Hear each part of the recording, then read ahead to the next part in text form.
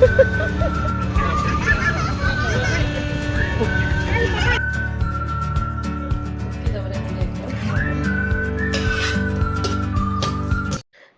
ಎಲ್ರಿಗೂ ನಮಸ್ಕಾರ, welcome back to my channel. ಎಲ್ಲರೂ ಹೇಗಿದ್ದೀರಾ? ಇದು ಲಾಸ್ಟ್ ಮಂಗಳವಾರ ರಾಯರ ವರ್ಧಂತಿ ಇತ್ತಲ್ವ, ಅದಕ್ಕೆ ಅಂತ ಹೇಳಿ ನಾನು ಬೆಳಗ್ಗೆನೇ ಎದ್ದು ಮನೆಯೆಲ್ಲ ಕೆಲಸ ಮಾಡಿ ದೇವ್ರ ಪೂಜೆ ಮಾಡೋಣ ಅಂತ ಎಲ್ಲ ಪೂಜೆಗೆ ರೆಡಿ ಮಾಡೋಷ್ಟರಲ್ಲೇ 12 ಗಂಟೆ ಆಗೋಯಿತು. ಸರಿ ಆರುಷಿನ ಕರ್ಕೊಂಬರೋಣ ಅಂತ ಹೇಳಿ ಆರುಷಿನ ಕರ್ಕೊಬಂದಮೇಲೆ ನಾನು ದೇವರಿಗೆ ಸ್ವಲ್ಪ ಪ್ರಸಾದ ಮಾಡಿಬಿಟ್ಟು ಪೂಜೆ ಮಾಡಿದೆ. ಮನೆಯೆಲ್ಲ ಒಂದು ರೌಂಡ್ ಕ್ಲೀನ್ ಆಗಿದೆ ಚೆನ್ನಾಗಿ. ಎಷ್ಟೊತ್ತು ಹೀಗೆ ಇರುತ್ತೆ ಅಂತ ಗೊತ್ತಿಲ್ಲ, ಯಾಕಂದರೆ ನನ್ನ ಮಗಳು ಏನಾರ ಆಟ ಆಡೋದಕ್ಕೆ ಟಾಯ್ಸ್ ಎತ್ಕೊಂಡ್ಲು ಅಂದರೆ ಮನೆಯೆಲ್ಲ ಅಂಟ್ತಾಳೆ. ಇನ್ನು ಇಲ್ಲಿ ದೇವ್ರ ನೈವೇದ್ಯಕ್ಕೆ ಅವಲಕ್ಕಿ ರಸಾಯನ ಮಾಡ್ತಾಯಿದ್ದೀನಿ. ಅದಕ್ಕೆ ಅಂತ ಸ್ವಲ್ಪ ಅವಲಕ್ಕಿನ ತೊಗೊಂಡು ಅದನ್ನ ಚೆನ್ನಾಗಿ ತೊಳೆದ್ಬಿಟ್ಟು ಒಂದು 5 ನಿಮಿಷ ನೆನೆಸ್ಕೊಬೇಕು. ಅವಲಕ್ಕಿ ನೆನೆಯೋ ಅಷ್ಟರಲ್ಲಿ ನಾನಿಲ್ಲಿ ಬಾಳೆಹಣ್ಣು ಕಟ್ ಮಾಡಿ ಹಾಕ್ಕೊಳ್ತಾ ಇದ್ದೀನಿ. ಇದಕ್ಕೆ ಪಚ್ಚಬಾಳೆ ಹಾಕ್ಕೊಂಡ್ರೆ ತುಂಬ ಚೆನ್ನಾಗಿರುತ್ತೆ.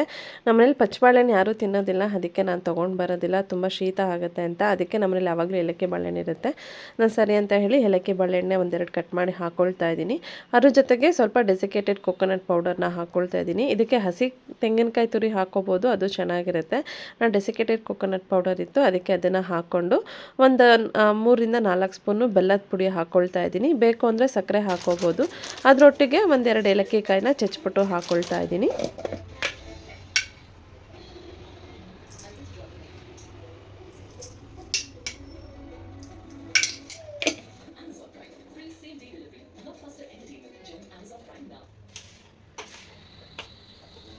ಇದಿಷ್ಟು ರೆಡಿ ಆಗೋಷ್ಟರಲ್ಲಿ ಅವಲಕ್ಕಿ ಕೂಡ ನೆಂದಿತ್ತು. ಅದನ್ನ ಇವಾಗ ಇದಕ್ಕೆ ಸೇರಿಸ್ಕೊಂಡು ಚೆನ್ನಾಗಿ ಮಿಕ್ಸ್ ಮಾಡ್ಕೊಳ್ತೀನಿ.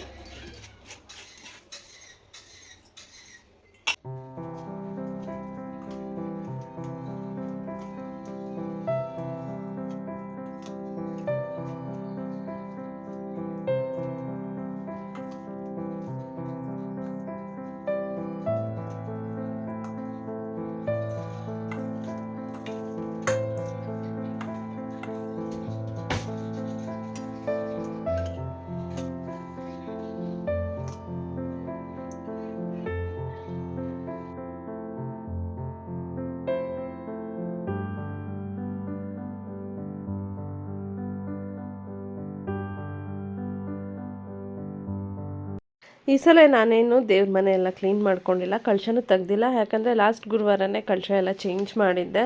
ನಾನು ಒಂದು 15 ದಿನಕ್ಕೆ ಒಂದ್ಸಲ ಮಾತ್ರನೇ ನಾನು ಎಲ್ಲ ಕ್ಲೀನ್ ಮಾಡೋದು. ಹೂವು ಮಾತ್ರ ಚೇಂಜ್ ಮಾಡ್ಕೊಂಡು ಪೂಜೆ ಮಾಡ್ಕೊಳ್ತೀನಿ. ಸರಿ ಅಂತ ಹೇಳಿ ಹೂವೆಲ್ಲ ತೆಗೆದು ಹೊಸ ಹೂವು ಇಟ್ಟು ದೇವ್ರಿಗೆ ನೈವೇದ್ಯ ಇಟ್ಬಿಟ್ಟು ಪೂಜೆ ಮಾಡಿದೆ.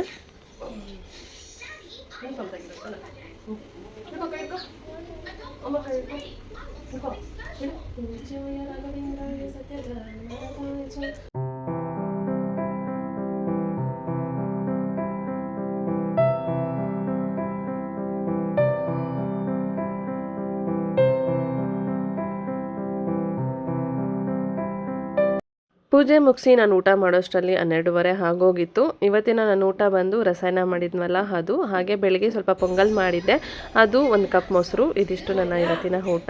ಆರುಷಿಗೂ ಸ್ವಲ್ಪ ಪೊಂಗಲ್ನ ತಿನ್ನಿಸ್ತಾ ಇದ್ದೆ. ನಿನ್ನೆ ಹೊರಗಡೆ ಹೋಗಿದ್ವಲ್ಲ, ಅಲ್ಲಿ ರಿಲಯನ್ಸ್ ಮಾರ್ಟು ಮತ್ತು ಸ್ಟಾರಲ್ಲೆಲ್ಲ ಸ್ವಲ್ಪ ಆಫರ್ ಬಿಟ್ಟಿದ್ರು. ಮನೆಗಿನ್ನ ಒಂದಷ್ಟು ಸಾಮಾನು ಬೇಕಿತ್ತು, ತೊಗೊಂಡು ಬಂದೆ. ನನ್ನ ಹತ್ರ ಈ ಸೈಜಲ್ಲಿ ಪಾತ್ರೆಗಳಿರಲಿಲ್ಲ. ಅದ್ರಲ್ಲಿ ಒಂದು 4 ರಿಂದ 5 ಜನಕ್ಕೆ ಸಾಂಬಾರೆಲ್ಲ ಮಾಡಬೇಕಾಗತ್ತಲ್ವ, ಪಾತ್ರೆಗಳಿರಲಿಲ್ಲ. ಹಾಗಾಗಿ ಒಂದು 50% ಆಫರ್ ಇತ್ತು.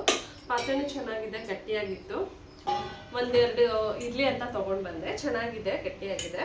ಅದ್ರ ಜೊತೆಗೇನೆ ನನ್ನ ಮಸಾಲೆ ಡಬ್ಬ ಒಂದು ಸಿಕ್ತು. ನನ್ನ ಹತ್ರ ಈ ಥರ ಮಸಾಲೆ ಡಬ್ಬಿ ಇರಲಿಲ್ಲ, ಪ್ಲಾಸ್ಟಿಕ್ ಇತ್ತು. ಅದಕ್ಕೆ ಇದು ಕೂಡ ಸ್ವಲ್ಪ ಆಫರಲ್ಲೇ ಇತ್ತು. ಇದೂ ಒಂದು 50% ಆಫರ್ ಇತ್ತು, ತೊಗೊಂಡು ಬಂದೆ. ಚೆನ್ನಾಗಿದೆ. ಇದೂ 3, 6, 7 ಸ್ಪೈಸಸ್ ಹಾಕೊಳ್ಳೋಷ್ಟು ಕಂಪಾರ್ಟ್ಮೆಂಟ್ಸ್ ಇದೆ, ಚೆನ್ನಾಗಿದೆ. ಇದು ಒಂದು ಜೊತೆಗೆ 2 ಪೆಪ್ಪರ್ ಮತ್ತು ಸಾಲ್ಟ್ ಹಾಕೊಳ್ಳೋದಕ್ಕೆ ಅಂತ 2 ಇದು ತೊಗೊಂಡು ಬಂದೆ. ಇದು ಚೆನ್ನಾಗಿದೆ, ಡೈನಿಂಗ್ ಟೇಬಲ್ ಮೇಲೆ ಇಟ್ಕೊಳ್ಳೋಕೆ ಆಗುತ್ತೆ ಅಂತ. ಹಾಗೆ ನನಗೊಂದು ಚಿಕ್ಕದು ಒಂದು ಇಡ್ಲಿ ಸ್ಟ್ಯಾಂಡ್ ಬೇಕಿತ್ತು. ನಂತರ ದೊಡ್ಡದಿತ್ತು. ನನಗೆ ಹರುಷಿಗೆ ನಮ್ಮ ಶಂಕರ್ ಇಡ್ಲಿ ಅಷ್ಟೊಂದು ಇಷ್ಟಪಡೋದಿಲ್ಲ. ಹಾಗಾಗಿ ನಾನು ಹರುಷಿ ಮಾತ್ರ ಇಡ್ಲಿ ಮಾಡ್ಕೊಳ್ತೀವಲ್ವ, ಅದಕ್ಕೆ ಒಂದು ಚಿಕ್ಕ ಪಾತ್ರೆ ಬೇಕಿತ್ತು. ಎಲ್ಲದಕ್ಕೂ ಅಷ್ಟು ದೊಡ್ಡ ಪಾತ್ರೆನೇ ಇರಬೇಕಾಗಿತ್ತು. ಅದಕ್ಕೆ ಅಂತ ಇದು ಒಂದು ಸಿಕ್ತು ಅಲ್ಲಿ, ಅದಕ್ಕೆ ಇದು ಒಂದು ತೊಗೊಂಡು ಬಂದೆ. ಇದು ನನಗೆ ಬರೀ ಈ ಥರ ಬರೀ ಸೆಟ್ ಸಿಕ್ಕಿದ್ರು ಸಾಕಾಗಿರೋದು, ಈ ಥರ ಪ್ಲೇಟ್ಸು. ಬಟ್ ಇದು ಸೆಟ್ ಎಲ್ಲ ಜೊತೆಲೇ ಸಿಕ್ತು, ತೊಗೊಂಡು ಬಂದ್ವಿ. ಚೆನ್ನಾಗಿದೆ. ಒಂದು ಈ ಥರ ಕಡಾಯಿನೂ ಆಗುತ್ತೆ, ಜೊತೆಗೆ ಈ ಥರ 4 ಇಡ್ಲಿ ಮಾಡೋಷ್ಟು 3 ಸೆಟ್ ಈ ಥರ ಚೆನ್ನಾಗಿದೆ.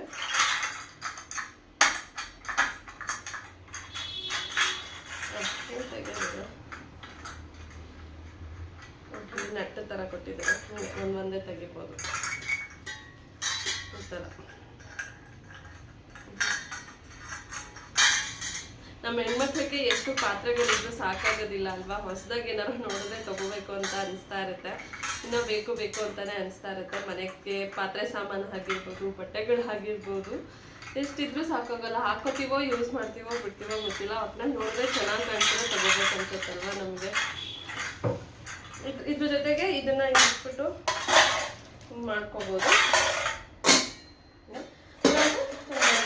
ಈ ಥರ ಒಂದು ಬಾಂಡ್ಲಿ ಸಿಗುತ್ತೆ, ಏನಾರ ಮಾಡ್ಕೊಳ್ಳೋದು.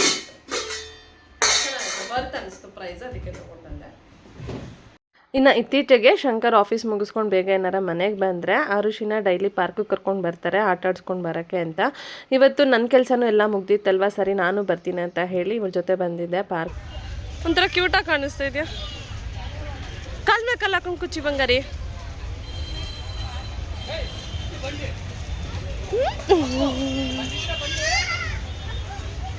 ಆಯ್ ಕಾಲು ಬಿಡ, ಕಾಲು ಹಂಗೆ. ಬಾ.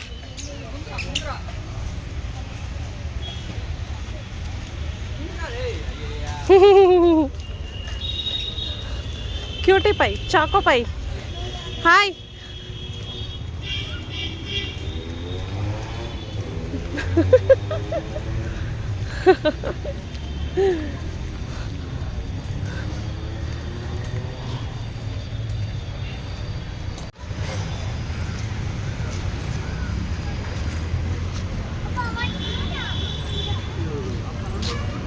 ನೋಡಿ ಗ್ರೀನ್ ಯಾವುದೋ ಹೊಸದು ಹಾಕಿದಾರಲ್ಲ. ಹೋಗ ಗ್ರೀನ್ ಆಡೋಗ ಗರ್ಷಿ, ಚೆನ್ನಾಗಿದೆ.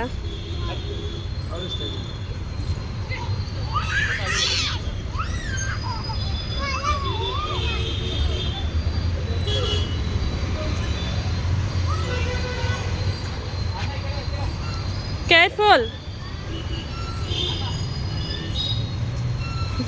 ಎಷ್ಟು ಚೆನ್ನಾಗಿ ಕಾಣಿಸ್ತದಲ್ಲ ಜುಟ್ಟು ಆರುಷಿ.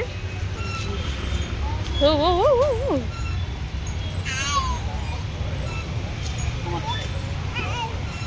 ಇರು ಬಂಗಾರಿ, ಬೇಬಿ ಬಂದ್ಬಿಡ್ಲಿ. ಇರಪ್ಪ ಪಾಪ ಬಂದ್ಬಿಡ್ಲಿ. ಇರಮ್ಮ ಪಾಪ ಬಂದ್ಬಿಡ್ಲಿ. ಇರು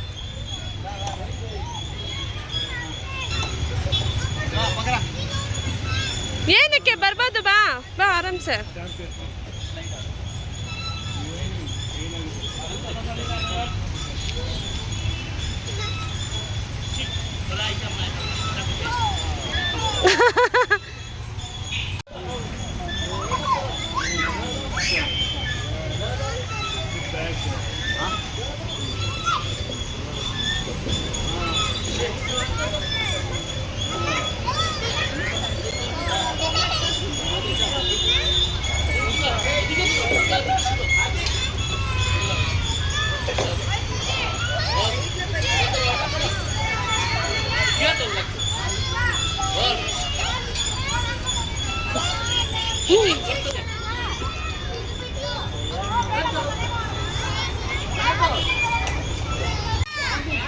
ಅಪ್ಪ ಕೈಲಿ ಮಾಡ್ಸ ಆರುಷಿ.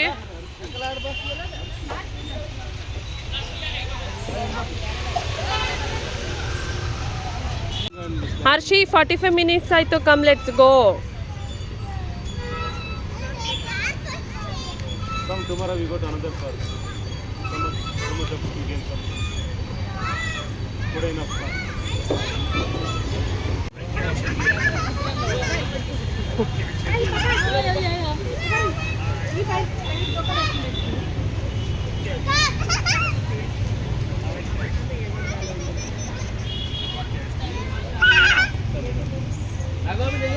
ಸಾಕು ಬಾಮ್ಮ, ಎಲ್ಲರೂ ಹೋಗ್ತಿದ್ದಾರೆ ನೋಡು. All are living.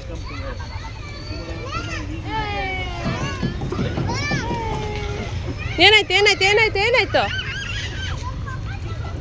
ಯಾಕೆ ಅಬ್ಬಬ್ಬಬ್ಬಬ್ಬಬ್ಬ ಸ್ಲೈಡಿಂಗ್ ವಿದ್ಯೆ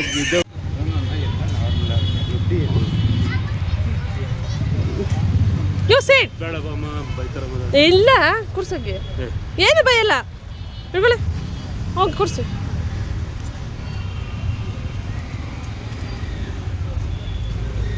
ಏನಕ್ಕೆ ಬೈತಾರ ಅದಕ್ಕೆ ಕೂರ್ಸಿದ್ರೆ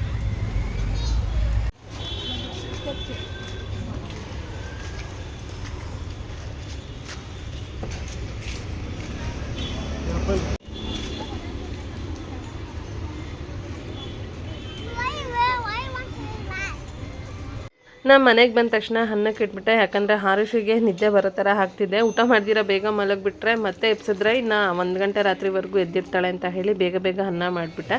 ಜೊತೆಗೆ ನಾವು ಸ್ವಲ್ಪ ಬಿಸಿ ಬಿಸಿ ಟೀ ಕುಡಿಯೋಣ ಅಂತ ಹೇಳಿ ಟೀ ಮಾಡ್ಕೊಂಡಿದ್ವಿ.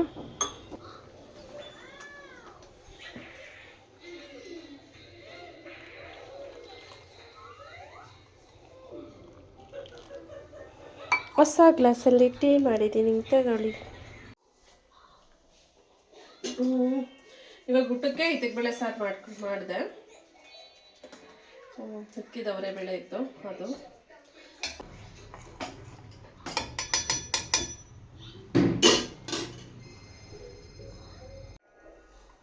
ಇನ್ನು ಆ ಕಡೆ ಸಾಂಬಾರು ಆಗೋಷ್ಟರಲ್ಲಿ ಇದು ಸ್ಪೈಸಸ್ದೆಲ್ಲ ಎತ್ತಿಟ್ಬಿಡೋಣ ಅಂತ ಹೇಳಿ ಎಲ್ಲ ಕ್ಲೀನ್ ಎಲ್ಲ ವಾಶ್ ಮಾಡಿದೆ.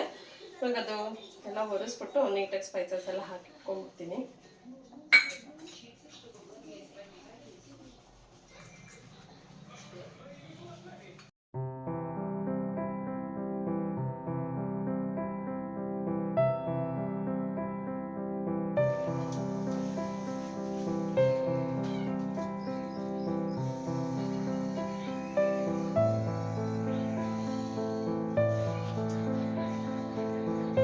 ಒಳಗಡೆ ಎಲ್ಲ ನೀರು ಹೋಗ್ತಿದೆ.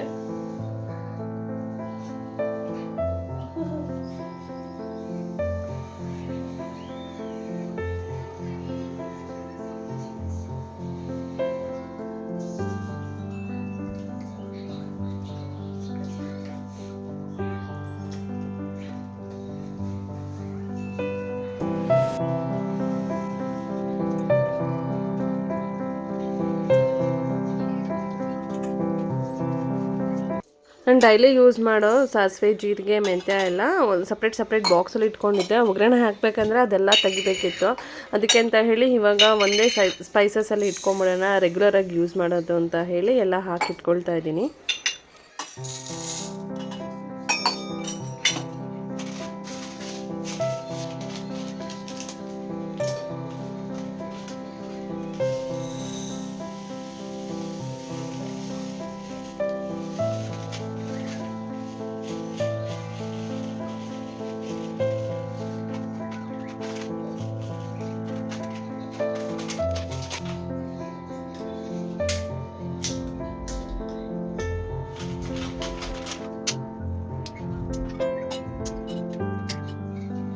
ಇನ್ನು ಇವತ್ತಿನ ಈ ವಿಡಿಯೋ ಇಷ್ಟ ಆಗಿದ್ದಲ್ಲಿ ಲೈಕ್ ಮಾಡಿ, ಶೇರ್ ಮಾಡಿ, ಹಾಗೆ ಹೇಗಿತ್ತು ಅಂತ ಕಮೆಂಟ್ ಮಾಡಿ. ಹಾಗೆ ನನ್ನ ಚಾನಲ್ನ ಸಬ್ಸ್ಕ್ರೈಬ್ ದಯವಿಟ್ಟು ಸಬ್ಸ್ಕ್ರೈಬ್ ಮಾಡಿ, ಸಪೋರ್ಟ್ ಮಾಡಿ ಅಂತ ಕೇಳ್ಕೊಳ್ತೀನಿ. ಮುಂದಿನ ವಿಡಿಯೋದಲ್ಲಿ ಮತ್ತೆ ಸಿಗ್ತೀನಿ.